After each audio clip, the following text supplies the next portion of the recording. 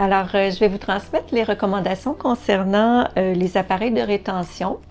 Les appareils de rétention, on a le fil de rétention et l'appareil pour conserver la largeur au niveau de la mâchoire supérieure qu'on appelle l'appareil de rétention halé. Alors, félicitations, vous avez déjà atteint des beaux résultats.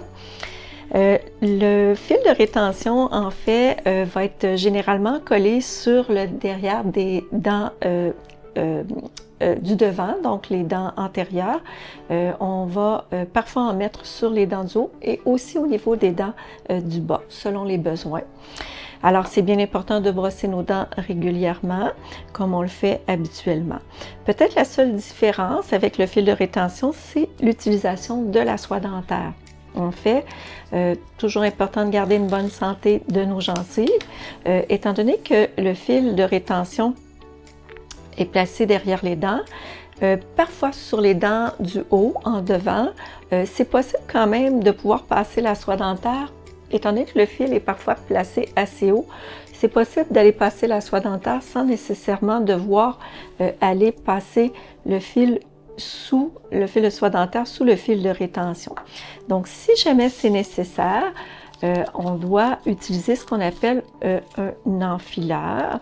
Donc, l'enfileur va nous permettre de procurer un petit embout rigide au niveau de la soie dentaire. Donc, on va pouvoir parfois soit passer directement entre les dents pour aller passer sous le fil, ou parfois, à l'occasion, lorsque c'est un petit peu plus difficile, on peut venir enfiler le fil de rétention, voyez-vous, comme ceci, et là, on va pouvoir passer le fil. Donc ça, c'est un petit peu plus difficile parfois à manipuler, donc souvent, la majorité des gens vont le passer à partir d'ici directement. Si jamais on souhaite éviter l'enfileur, il existe des soies dentaires qui sont déjà munies d'un embout plus rigide qui vont nous permettre d'aller passer directement entre les dents. Tout dépendant, cette soie dentaire-là est un petit peu plus épaisse, donc chez certaines personnes, ça va être un petit peu plus facile. D'autres vont préférer la méthode avec l'enfileur.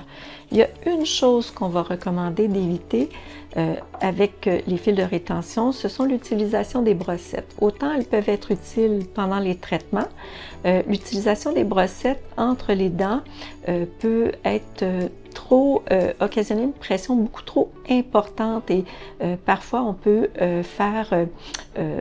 créer même des espaces entre les dents, on peut même abîmer le fil ou le décoller derrière. Donc ça, l'utilisation des brossettes avec le fil de rétention serait le plus possible à proscrire. L'appareil de rétention, alors, doit être porté pendant un certain nombre de mois.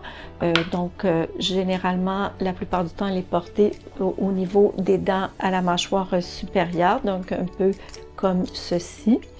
On va éviter de croquer dans l'appareil, donc toujours utiliser les doigts pour bien insérer l'appareil, pour pouvoir en fait bien le positionner, donc toujours le placer de cette façon-là, jamais en croquant. Et on le retire aussi avec les doigts.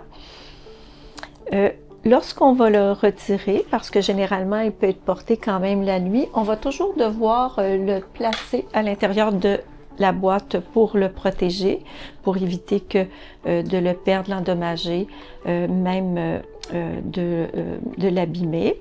Alors toujours le placer à l'intérieur de la boîte. Le brossage de l'appareil, très très important, simplement prendre une brosse à dents. Alors on peut sous l'eau tout simplement brosser notre appareil. On peut utiliser quand même du dentifrice pour brosser notre appareil ou des mousses qui sont conçues pour les appareils orthodontiques qui vont nous permettre de bien les nettoyer. Par contre, on va recommander d'éviter les pastilles effervescentes parce que les pastilles effervescentes sont un petit peu trop agressives, on va dire, pour le métal ici au niveau des soudures. Donc, les pastilles sont à proscrire dans le cas d'un appareil halé comme ça. Alors oui, au départ, il peut y avoir un léger inconfort avec le port du fil de rétention ou de l'appareil, mais c'est très passager, puis c'est la meilleure façon de stabiliser les résultats que vous avez obtenus. Alors, c'est pas plus compliqué que ça. Si jamais vous avez d'autres questions, n'hésitez pas à nous contacter.